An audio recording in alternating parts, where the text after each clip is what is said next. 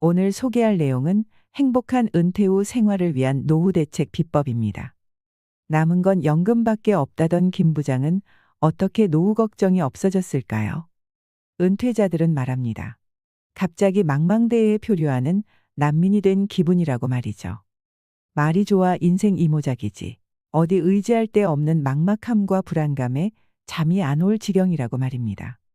우리보다 20년 먼저 고령 사회에 진입하고 은퇴를 10년 이상 일찍 맞이한 일본의 베이비 부머들이 입을 모아 얘기하는 말이 있습니다. 한마디로 인생관을 은퇴형으로 바꾸라는 것입니다. 즉, 은퇴 후 현실을 직시하고 그에 맞춰 관점을 바꿔야 행복한 노후를 보낼 수 있다는 것인데요.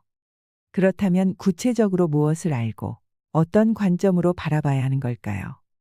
오늘은 은퇴자들이 가슴 절절히 후회하는 것들과 비참한 노후를 피하기 위한 대처법에 관해 4가지 주제로 정리해봤습니다. 영상 끝까지 보시고 도움받아 가셨으면 좋겠습니다. 우리가 은퇴하기 전에 알았다면 좋았을 것들. 퇴직하기 전에 미리 좀 해둘 걸. 조직 사회에서 자유계약 선수로 풀려난 은퇴자라면 공감할 만한 문장입니다. 직장에 다닐 때는 몰랐는데 막상 은퇴하고 나니 후회가 되는 일이 한두 가지가 아니지요. 현역 시절에 미리미리 준비해 두었다면 얼마나 좋았을까 하는 아쉬움이 있으신가요? 55세에서 74세에 은퇴한 남녀 1000명에게 퇴직하고 나니 무엇이 가장 후회되는가? 다시 현역 시절로 돌아간다면 가장 해보고 싶은 것이 무엇인가 질문해보면 먼저 건강 분야에서 후회막급 1위는 정기적으로 치아 검진을 받을 걸 하는 후회였습니다. 이가 부실하면 먹는 즐거움은 반감됩니다. 먹는 즐거움이 없으면 그만큼 삶의 질도 떨어질 수밖에 없지요. 특히 임플란트 등은 보험이 전부 적용되지 않아서 가게 살림에도 타격이 큽니다. 은퇴자들은 웬만큼 아프지 않는 치아는 방치하기 쉽지만 그 대가는 실로 크다고 말했습니다. 2위는 운동으로 체력을 길러둘 걸. 3위는 평소 많이 걸을 걸. 4위는 폭음 폭식하지 말 걸. 5위는 간식을 자제할 걸. 6위는 두발 관리 좀 해둘 걸. 7위는 담배를 끊을 걸. 8위는 나만의 스트레스 해소법을 찾아둘 걸. 9위는 사소한 것에 연연하지 말고 많이 웃을 걸. 10위는 규칙적인 생활을 할 거리였습니다. 다음으로 돈과 관련한 분야에서 가장 많이 후회하는 것은 역시 저축이었습니다. 좀 더 많이 저축해 둘 걸이라는 응답이 압도적으로 많았습니다. 응답자들은 연금만으로 그려가는 노후 생활은 상상 이상으로 힘들다고 입을 모았습니다. 정년 퇴직 후에도 매달 나가는 주택대출 잔금에 대한 은퇴자들의 후회도 그야말로 절절했습니다. 넉넉지 않은 살림에 대출 잔금 부담은 가히 치명적일 정도라는 것이지요. 자녀 교육비 지출에 대한 후회도 만만치 않았는데 자녀를 향한 재정 지원은 그 한계를 분명히 해둬야 한다고 은퇴 선배들은 당부했습니다. 돈과 생활 분야 후회 막급 톱10. 1위는 저축을 좀 더 많이 해둘 걸. 2위는 다양한 분야를 공부해 볼 걸. 3위는 가고 싶은 곳에 자주 여행할 걸. 4위는 연금 생활에 맞게 생활 규모를 줄여둘 걸. 5위는 퇴직 후에도 활용할 수 있는 자격증을 따둘 걸. 6위는 다양한 분야의 직업에 도전해 볼 걸. 7위는 개인 연금에 가입해 둘 걸. 8위는 건강할 때 주변에 불필요한 것들을 정리해 둘 걸. 9위는 요리 등 집안 일을 좀 더 배워둘 걸. 10위는 퇴직 후 여가 생활을 위한 여유 자금을 마련해 둘 걸이었습니다. 일과 인간관계에 대한 후회 막급 톱10. 1위는 평생 즐길 수 있는 취미를 찾아둘 걸. 2위는 부모님과 자주 만나 얘기를 나눌 걸. 3위는 친구를 많이 사귀어 둘 걸. 4위는 자녀와 많이 대화할 걸. 5위는 결혼에 대해 좀 더 신중히 결정할 걸. 6위는 지역 사람들과 자주 만나 교류해 둘 걸. 7위는 회사 외에 매일 찾아갈 만한 곳을 만들어 둘 걸. 8위는 부부간에 자주 대화할 걸. 9위는 일은 적당히 하고 좀 더 많이 놀 걸. 10위는 뜨거운 연애를 해볼 거리였는데요. 이 리스트를 보면서 미처 생각지 못한 부분에 놀란 사람들이 꽤 있을 것입니다. 취미생활이나 여행 등으로 충분히 여가를 즐기지 못한 데에 대한 아쉬움이 진하게 묻어났는데요. 공부에 대한 미련도 의외로 많았고 평생 일에만 얽매여 가족과 친구 등 인간관계에 소홀했던 점을 많이 후회한다는 것을 알 수 있었습니다. 은퇴자들이 후회하는 것들을 잘 체크해 보면 무엇을 노후 준비의 초석으로 삼아야 하는지 명확히 보이기 시작할 것입니다. 노후를 위협하는 6가지의 적을 제거하라. 노후 자금을 충분히 마련했다고 해도 행복한 노후를 위협하는 적이 예상치 못한 순간에 등장할 수 있습니다. 은퇴자들의 노후 생활을 힘들게 할 수 있는 잠재 위험 요소 6가지가 있는데요. 대부분의 사람들이 노후에 맞닥뜨릴 수 있는 것들이라 생각합니다. 이것을 노후를 위협하는 6대 적이라 이름 붙여 정리해 보았습니다. 비참한 노후를 만드는 6대 위험. 첫째는 연금의 감소입니다. 둘째는 주택 거래 불가능. 셋째는 의료비 증가. 넷째는 간병 비용 증가. 다섯째는 정년 연장 및 재취업. 여섯째는 무직 자녀 케어입니다. 연금의 감소. 우리나라는 국민연금 고갈이나 감소에 대한 우려가 끊임없이 불거지고 있습니다. 앞으로 연금이 제대로 나올지 낙관할 수만은 없는 상황입니다. 국가가 연금을 더 걷어서 현상을 유지시키는 방법도 있지만 안아야 할 부담액의 증가보다 연금액 수령의 감소 쪽을 선택할 수도 있습니다. 특히 자영업자와 직장인의 연금 수령액 차이는 앞으로 더 벌어질 것이고 이는 세대 간의 차이가 아니라 세대 내의 차이도 커질 것이라는 의미이기도 합니다. 그 결과 자영업자의 연금 생활은 더 힘들어질 가능성이 높습니다. 이에 대한 대책은 없는 걸까요? 사실상 절약하거나 저축을 늘리거나 이도저도 할 수 없다면 계속 일하는 수밖에 없습니다. 대기업에서 근속한 사람이라면 어떻게든 퇴직금으로 노후 자금을 메우는 것이 가능하지만 중소기업 퇴직자 같은 경우는 결국 개인연금이나 노후저축으로 대비할 수밖에 없는 것이 현실입니다. 팔리지 않는 집. 노후에 돈이 없으면 집을 팔아서 마련하면 된다는 말은 일본에서는 이미 옛 이야기가 된 지 오래입니다. 우리나라도 일본처럼 가게 될 것이라는 전문가들의 이야기가 많은데요. 요즘 노인대국 일본에서 골머리를 썩이는 문제 가운데 하나가 늘어나는 빈집입니다. 일본 전체 가구 수에서 빈집이 차지하는 비율이 전국 평균 13%를 넘어섰습니다. 대략 780만 채가 사람이 살지 않는 폐가라는 것입니다. 물론 빈집이 도시보다 농촌에 몰려 있긴 하지만 도쿄 도심의 빈집 문제도 그냥 지나칠 수 없는 상황까지 와버렸습니다. 현재 일본 정부는 빈집 관리나 해체를 하는 기관에 지원금까지 주며 문제 해결을 위해 애쓰고 있는 실정입니다. 빈집 문제는 일본에서 부동산이 노후 자금으로 대체되는 시절이 끝났음을 방증합니다. 이런 상황에서 주택의 자산 가치는 계속해서 하락할 수밖에 없다고 부동산 전문가들은 확신하고 있습니다. 초고령화 사회 진입을 목전에 둔 한국 사회의 부동산 전망도 긴 안목에서 따져봐야 합니다. 증가하는 간병 비용. 요즘에 괜찮은 노인 요양시설을 이용하려면 꽤 비싼 비용을 지불해야 합니다. 은퇴 부자나 거액의 연금 수급자가 아니면 입주하기 어렵습니다. 지방자치단체 등이 운영하는 공적 요양시설도 만만치 않은 실정이기 때문에 우리는 결국 간병 문제 해결을 병원이나 시설 간병에서 재택 간병 쪽으로 가게 될 확률이 높습니다. 재택 간병도 혼자서 거동이 가능한 경우 비용이 감당될 수준일 수 있지만 자력으로 배변이 안 되면 요금이 크게 올라갈 수 있지요. 이를 두고 전문가들은 간병 비용이라는 강적을 퇴치하기에 최후의 존엄, 즉 자력 배변을 지킬 수 있는 신체 유지가 가장 중요하다고 강조합니다. 늘어나는 의료비 부담. 우리나라도 일본처럼 고령자의 의료보험 자가 부담 비율이 점차 올라갈 확률이 높습니다. 그만큼 고령자에게 의료비 부담이 늘어나는 것입니다. 그러나 전문가들은 우리나라의 의료 재정이 아무리 어려워도 일반인에게 개인 부담을 과도하게 떠안길 수는 없을 것이라고 전망합니다. 그 대신 부담 증가분의 상당 부분이 고액 소득자나 자산가를 대상으로 세금이 부과될 가능성이 높다는 것이 이들의 분석입니다. 따라서 일반인이 의료비 증가에 대비한다며 의료 관련 보험을 추가로 드는 것은 권장하지 않습니다. 차라리 그 돈은 저축해 두고 노후 의료비에 대비하는 것이 현명하다는 말입니다.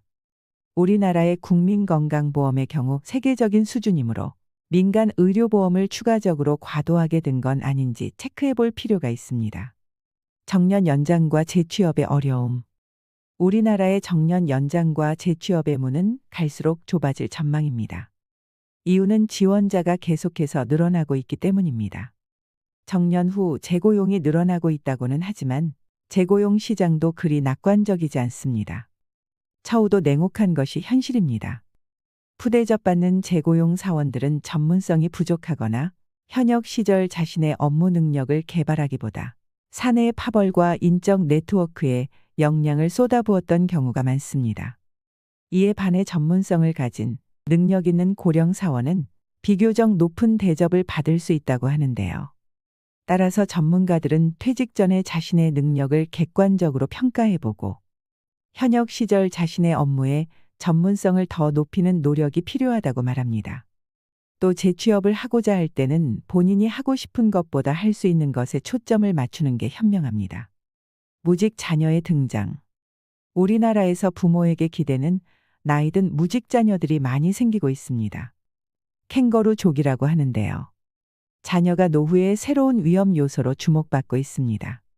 일을 하지 않고 취업에 대한 의지도 없는 청년 무직자가 증가하고 있습니다.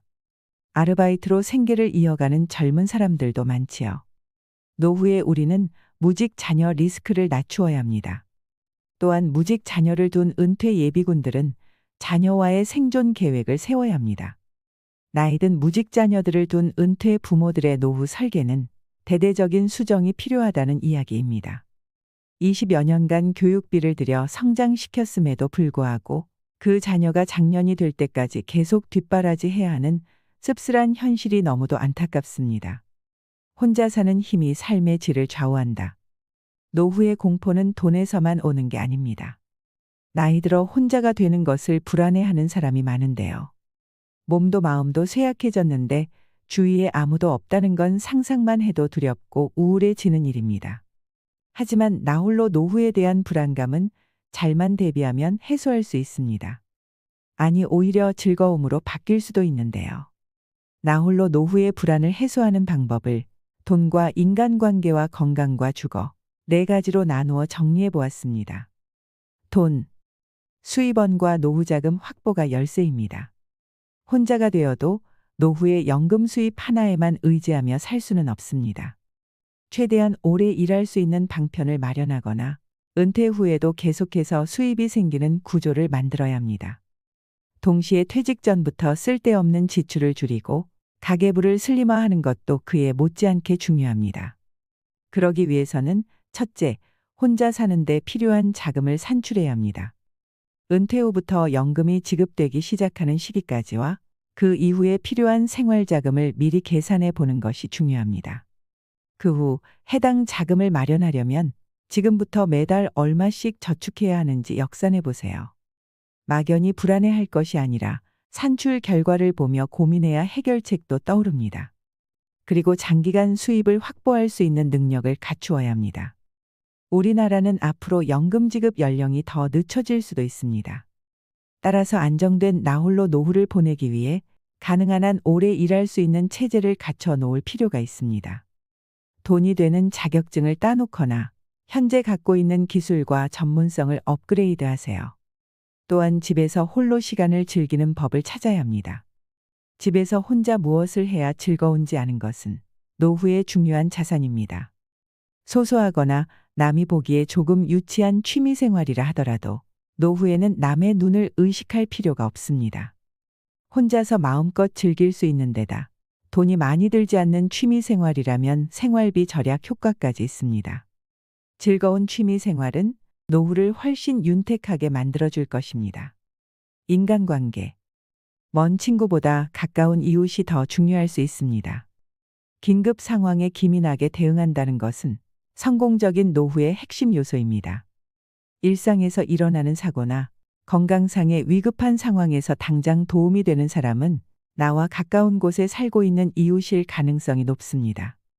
평소 집 주변에 사는 사람들과 잘 사귀어 두면 곤란할 때 기묘한 도움을 받을 수 있습니다. 그런 이유에서 이웃에게 반드시 먼저 인사하는 것이 좋습니다. 요즘에 우리는 이웃 주민과 인사를 주고받지 않는 경우가 많습니다. 하지만 상대가 먼저 밝게 인사를 건네는데 그것을 무시하거나 불쾌해할 사람은 없습니다. 가볍게 주고받는 인사가 이웃들과 거리를 좁히는 계기가 되어줍니다. 지역 행사에 적극 참여하는 것도 좋습니다. 어느 날 갑자기 지역 주민 활동을 하는 것은 상당한 용기가 필요한 일이지만 용기를 내어 뛰어들어 보세요. 그것이 당신의 인적 네트워크를 넓혀줄 것입니다. 건강. 장기 입원 환자 신세만은 피해야 합니다. 노후의 가장 큰 적은 질병입니다. 가능한 병원이 아닌 집에서 오래오래 생활할 수 있도록 건강에 세심한 주의를 기울여야 합니다. 장기로 입원하게 되면 수입이 끊기고 의료비 부담이 더 커질 수도 있습니다. 평소 건강한 생활 습관을 유지하면서 장기로 입원하는 상황이 발생하지 않도록 미연에 방지하는 것이 현명합니다. 그러기 위해서는 일할 수 있는 건강한 몸을 만들어야 합니다. 건강은 노후 생활의 중요한 자산입니다. 올바른 식생활과 꾸준히 운동하는 습관을 갖도록 노력하세요. 늘 몸에 좋은 것만 먹을 수는 없지만 담배나 술과 같이 건강을 해치는 것을 피할 수는 있습니다. 걷기나 헬스 등 꾸준히 할 수 있는 운동을 찾아보세요. 건강한 생활 습관을 들이는 것이 중요합니다. 주거. 노후의 임차 생활자의 가장 큰 걱정거리는 주거지 확보입니다. 하지만 최근 무주택 고령자를 위한 공용주택이나 독거 노인의 거주를 돕는 주택이 늘어나는 추세입니다. 무주택 고령자 거주용 주택은 앞으로 계속해서 확대될 것입니다. 집을 소유해야 한다며 너무 조바심을 낼 필요는 없다는 이야기입니다. 노후에는 라이프 스타일에 맞춰서 주거지를 바꿔보는 것도 좋습니다. 집을 구할 때 무리해서라도 지하철역 주변처럼 교통 편의성이 좋은 곳을 선택하는 경우가 많습니다. 하지만 퇴직 후 직장까지 통근할 필요가 없게 되면 그 외 지역으로 거주지를 옮기는 것도 좋은 선택입니다. 퇴직 직후에 할 수 있는 일이나 내 생활에 맞춰 주거 계획을 미리 세워둘 필요가 있습니다. 60대에 반드시 이것을 해야 후회하지 않는다. 은퇴 후 새로운 인생이 시작되는 60대. 인생 2막을 앞둔 사람들은 어떤 자세가 필요할까요? 60대는 기존에 살아온 방식에서 벗어나 자신만의 삶의 방식을 정립하고 생물학적인 노화를 받아들여야 하는 그야말로 대격변의 시기입니다. 이 시기를 어떤 마음가짐으로 임하느냐가 행복한 노후를 결정짓는 것이나 다름없습니다. 이것을 이정표로 삼아서 노후 대비를 하는 건 어떨까 하는데요. 60대에 꼭 해두어야 할 일 10가지를 소개해 드리겠습니다. 첫째로 20대에 하고 싶었던 것을 실천에 옮기세요. 60대가 되면 지금까지의 인생을 한번 되돌아보는 기회를 가질 필요가 있습니다. 그 중에서도 젊었을 때 품었던 꿈을 다시 되새겨 보는 것이 중요합니다. 그 꿈이 인생 2막을 풍요롭게 하는 원천이 될 수 있기 때문입니다. 이제 와서 뭘 다시 할 수 있겠어라고 생각하는 사람과 이번에야말로 하고 싶었던 것을 시작해 보자라고 생각하는 사람의 인생은 다를 수밖에 없습니다. 둘째로 친구 관계를 재정립하세요. 은퇴 직후에는 지금까지의 친구 관계를 재정립하는 것도 중요합니다. 60대 이후의 삶에 친구는 중요한 요소입니다. 그동안 연락 불통이었던 친구가 있다면 용기를 내서 먼저 손을 내밀어 보세요. 50대까지는 동창회 자리에서도 경쟁의식이 발동하지만 환갑이 지나면 친구 사이에 또 다른 역학관계가 만들어진다고 합니다. 같은 시대를 함께 싸우며 살아낸 전우의 느낌이랄까요. 그런 친구들과 시간을 같이 보냄으로써 그간 잊고 살았던 소중한 추억을 이끌어낼 수 있습니다. 그러한 시간을 즐기기 위해서는 친구를 만드는 데도 노력을 기울여야 합니다. 그럴 필요가 있을까 하지 말고 일단 먼저 다가가 보세요. 여기서 한 가지 이해할 점은 친구를 만들 때 처음부터 연령에 제한을 두지 말라는 것입니다. 젊은 친구의 감성이나 지식을 접하는 것만으로도 늙지 않는 뇌를 가질 수 있고 당신의 감성과 지식이 연마되어 갈 수 있습니다. 셋째로 이 정도면 됐지 않은 생각을 떨쳐내세요. 이 정도면 됐지 더 뭘 하겠냐 하는 생각도 버려야 합니다. 인생에는 밀물과 썰물이 있기 마련입니다. 하지만 그렇다고 60대가 벌써 썰물 때라는 이야기는 아닙니다. 사회에서 얼마든지 자기 역할을 할 수 있습니다. 과거에는 하고 싶은 것이 있어도 가족을 위해 혹은 시간이나 돈의 제약 때문에 스스로 포기하곤 했었다면 자유로운 몸이 된 은퇴 후에는 얘기가 다릅니다. 조금 무리를 해서라도 뭔가에 도전해 보세요. 새로운 역할을 찾는 것을 넘어서서 인생 자체가 변할지도 모릅니다. 넷째로 배우자와의 관계를 다시 생각해 보세요. 지금까지 결혼 생활을 되돌아보면서 이 사람과 함께 무덤까지 갈 수 있는지 진지하게 한번 생각해 보시길 바랍니다. 60대가 이혼을 택할 수 있는 마지막 시기라는 말이 있습니다. 앞으로 남은 인생을 누구와 함께 걸을 것인가 떠올려 보세요. 결혼의 의미를 다시 생각하면서 배우자와 앞으로의 관계에 대해 진지하게 대화하는 기회를 가져볼 필요가 있습니다. 다섯째로 과거에 얽매이지 마세요. 행복한 노후를 바란다면 과거에 사로잡혀서는 안 됩니다. 특히 은퇴 후에도 여전히 과거에 일했던 회사의 명함을 들고 다니는 사람들이 있는데 이것은 결코 바람직하지 않은 행동입니다. 제2의 인생은 사회적 지위가 아니라 인물의 됨됨이로 평가받습니다. 60대를 기점으로 자신의 인간성을 가다듬는 노력을 해보시길 바랍니다. 여섯째로 돈 때문에 너무 고민하지 마세요. 60대가 가장 고민하는 것 중 하나는 정기적인 수입이 없어지는 것입니다. 연금만이 유일한 수입원일 경우에는 당연히 돈 걱정이 많을 수밖에 없습니다. 그러나 이처럼 돈 걱정을 하기 시작하면 마음의 평정도 잃게 됩니다. 그런데 돈이 없으면 정말 삶이 힘들어질까요? 그건 또 한번 생각해 볼 문제입니다. 돈이 없어도 기관을 비롯한 주변의 도움을 받아가며 살 수도 있습니다. 돈에 대한 생각을 조금만 바꿔도 돈 걱정이 꼬리에 꼬리를 무는 돈의 저주에서 풀려날 수 있습니다. 한 발 더 나아가 은퇴 후에도 새로운 돈의 흐름을 창출하는 것도 가능합니다. 자신이 잘하는 것으로 다른 사람을 즐겁게 해주는 것이 돈이 될 수도 있습니다. 이런 것이 무슨 돈이 되겠어라는 생각은 버리시길 바랍니다. 당신이 일하며 살아온 인생의 역사가 있기 때문입니다. 육아 기술, 전문 지식, 생활 경험, 외국어 능력 등 은퇴자들의 역량은 생각보다 매우 훌륭합니다. 그것을 어떻게 돈으로 전환시킬 수 있을지 생각해보는 적극적인 사고방식이 필요합니다. 일곱째로 나만의 취미를 가져야 합니다. 취미를 갖는 것도 행복한 노후를 영위하는 데 중요한 부분입니다. 이제까지 남들 눈치 때문에 하지 못했던 취미가 있다면 그걸 이제 해보는 것입니다. 재밌는 것을 찾아서 적극적으로 일을 벌여보세요.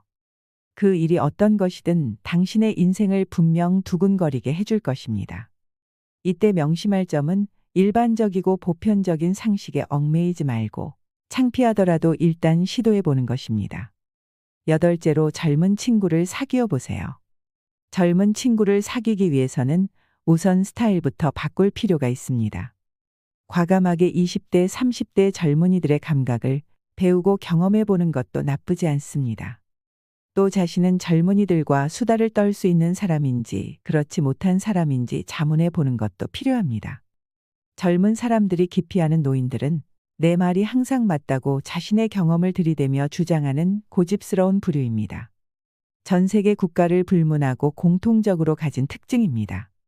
옛날에는 이렇게 했다, 예전이 좋았다는 등 과거 지향적인 화제보다 이거 참 재미있을 것 같다는 식의 호기심 어린 태도로 젊은이들과도 공감하고 교류할 수 있는 적극적인 자세가 필요합니다. 아홉째로 부모님이 돌아가셨을 때 나이를 세지 마세요. 60대가 되면 자신의 부모가 몇 세 때 돌아가셨는지 떠올려 보는 사람이 많다고 합니다. 사람의 수명은 모두 제각각입니다. 나의 부모가 60대일 때와 내가 60대인 지금은 분명 많이 다릅니다. 심지어 부모님이 돌아가신 나이가 되면 본인 또한 이제 언제 죽어도 여한이 없다고 말하는 사람들이 있는데 언제나 오늘이 새 인생을 시작하는 날이라는 마음으로 사는 것이 필요합니다. 열째로 여행에 적극 나서야 합니다. 일상을 벗어나 멀리 여행을 떠나는 것은 우리가 그려보는 행복한 노후에 자주 등장하는 요소입니다. 매일 반복되는 단순한 일상을 보내다 보면 머리가 둔해집니다. 과학적으로 자극적인 순간을 자주 경험하는 것이 반복되는 인생을 흥미롭게 해줍니다. 집에서 보내는 하루와 타지에서 보내는 하루가 전혀 다르다는 것은 굳이 말하지 않아도 다들 잘 알 것입니다. 여행을 같이 할 사람이 꼭 필요한 것은 아닙니다. 혼자서 하는 여행도 추천할 만합니다. 냉정하게 봤을 때 60대는 건강상으로나 자금상으로나 인생을 살면서 모험을 할 수 있는 마지막 시기일지도 모른다는 것을 기억하시길 바랍니다. 이상으로 시니어를 위한 모든 것, 시니어 연구소였습니다.